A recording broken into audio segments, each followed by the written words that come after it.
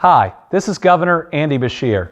It's been 6 days since I submitted a budget to the legislature, and let me tell you, I'm excited about that budget. For the first time in 14 years, we don't have to make the painful cuts that has defined this budget process.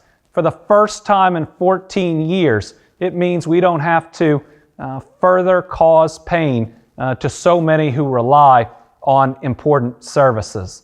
You know, those 14 years of cuts, they meant lost opportunities.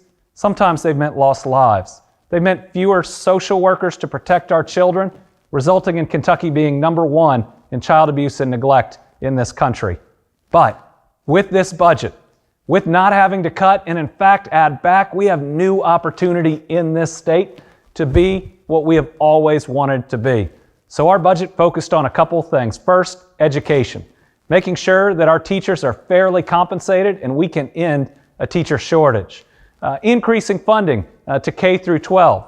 Finally stopping cuts and reinvesting in higher education, meaning we get off the list of being on one of only 2 states not to reinvest in higher education since the end of the recession. And we are going to hire 350 additional social workers to protect our children. I refuse to let us be #1 in child abuse and neglect. We further provide more compensation to our firefighters and our police officers for the dangerous work they do.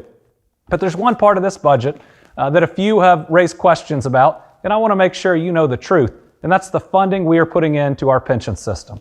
This budget puts record funding into that system, the most money that has ever been put into it.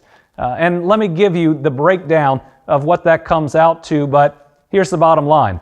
We do and put in more than $670 million extra than the last budget passed by the last administration and the legislature. That's $670 million more going in to protect pensions. Here's how the numbers break down. First, for the teachers' retirement system. In the last administration, they put about $1.13 billion in per year. We're putting $1.2 billion in year 1 and $1.236 billion in year 2. That means for our teacher retirement system, we are putting more than $169 million extra in this budget. For KERS and SPRS, the last administrations put $1.168 billion in. We're going to put $1.329 billion in year 1 and $1.343 billion in year 2. Ultimately, an extra $509 million more in this budget than in the previous administration's budget. But there's one area that's called the quasis that I think we need some clarification on. Quasis are quasi-governmental entities. They are everything from our rape crisis centers to our child advocacy centers to public health departments and community mental health centers. They are critically important. They also include some of our regional universities. And they have not just voiced, but they have shown that if they bear the full increase in pension contributions that they would make, they'd have to shut their doors. That means no place for survivors of domestic violence and rape to go to. It means that children who have been sexually assaulted would have to go to an ER or a hospital instead of a specialist that can help them heal. We can't let that happen. But what we have done in this budget is to provide significantly more funding than has ever been put in for our quasis.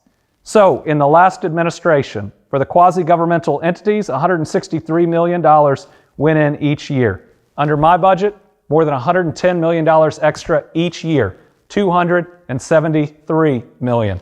It's the most that has ever gone in under the quasis, and in fact is significantly more funding by percentage than the legislature did in the last round.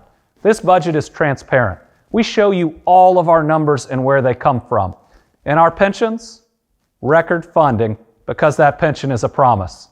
I fought for it. I will continue to fight for it because to you, our public employees, we made you a promise and we're going to keep it. Thank you.